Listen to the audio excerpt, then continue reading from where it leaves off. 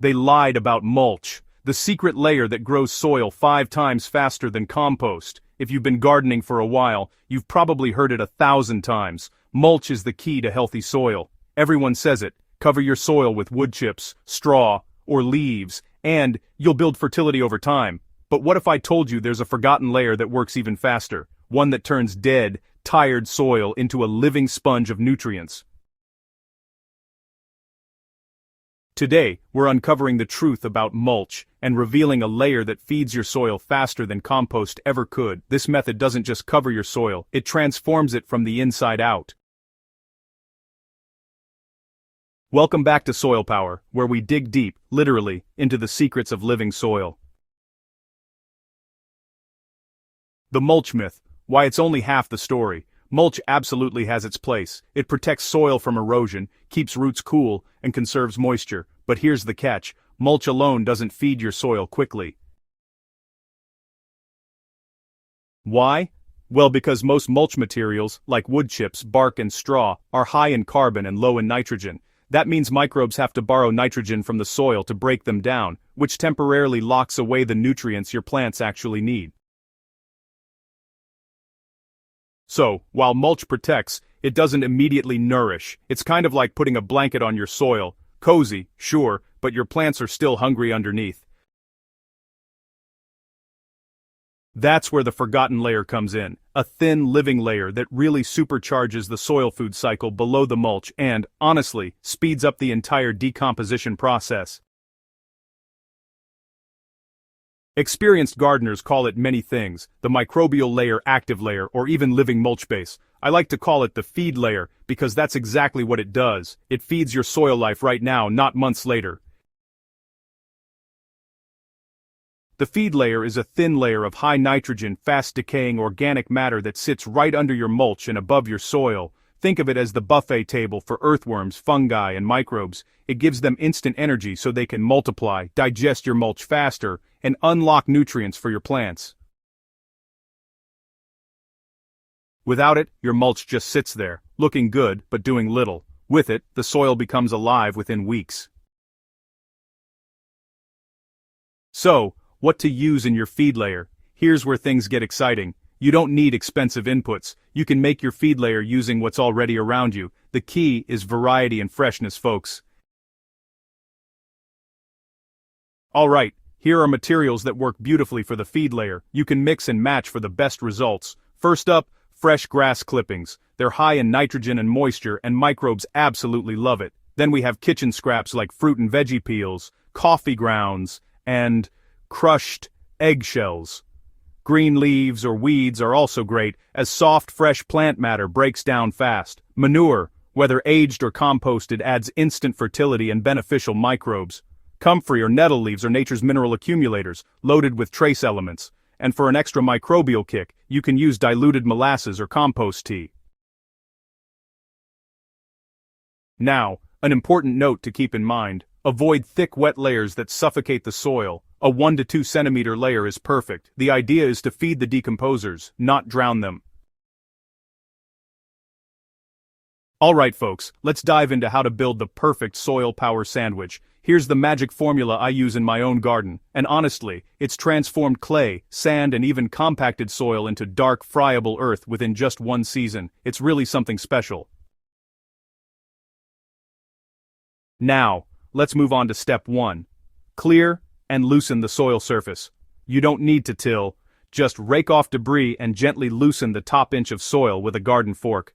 This little bit of effort gives microbes and worms room to breathe and move. It's quite amazing how much of a difference this can make.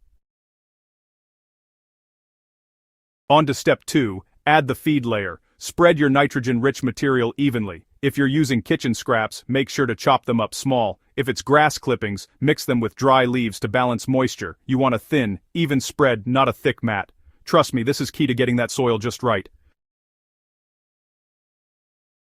Step 3, cover with mulch. Now comes your carbon layer: wood chips, straw, or shredded leaves. This layer locks in moisture and, slowly feeds carbon to soil life as it breaks down. The feed layer below keeps decomposition humming along, preventing the mulch from stealing nitrogen. Step 4. Water gently. This activates everything. Water brings microbes to life and helps the feed layer begin its transformation. If you want to go the extra mile, sprinkle compost tea or diluted molasses to really jumpstart microbial activity. Within 2 weeks, just lift a corner of your mulch and you'll notice it. The smell of rich earth, fine white fungal threads, and the wriggling movement of earthworms. That's your soil food web in action. The feed layer creates the perfect bridge between raw mulch and living soil. Normally, mulch takes months to decompose because it's starved of nitrogen. By feeding the microbes right beneath it, you give them what they need to multiply and digest the mulch faster.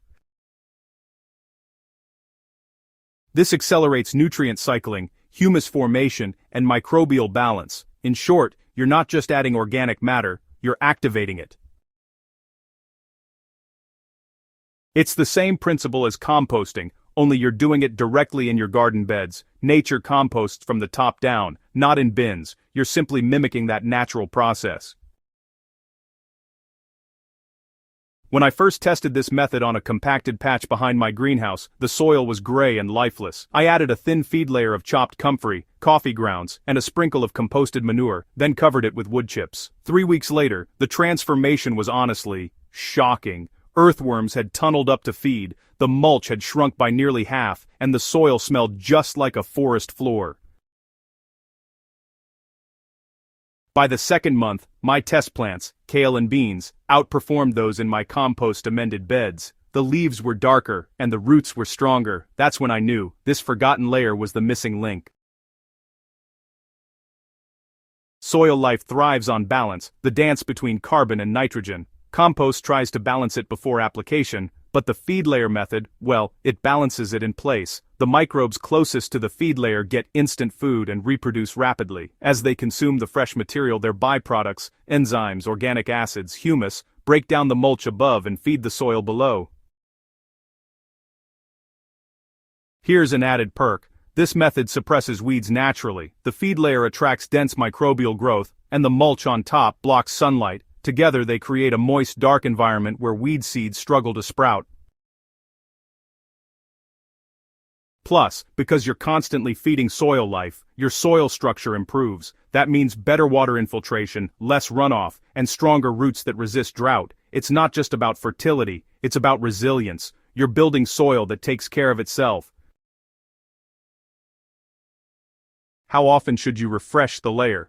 Once you've set it up, maintaining it is easy. Every few months, lift your mulch and add a handful of fresh feed material. Even just kitchen scraps or a sprinkle of grass clippings will do.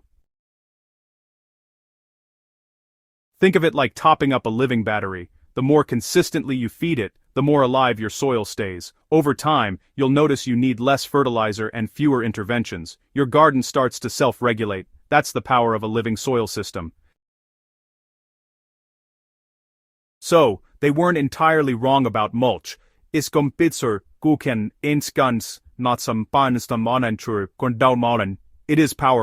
but without that forgotten feed layer underneath, you're missing the secret engine that drives real soil transformation. This simple tweak turns mulch from a passive cover into an active feeder, and your garden will thank you for it. Try it this season. Lay down that thin feed layer, cover it, and watch your soil come alive. You'll see the difference faster than any bag of compost could deliver.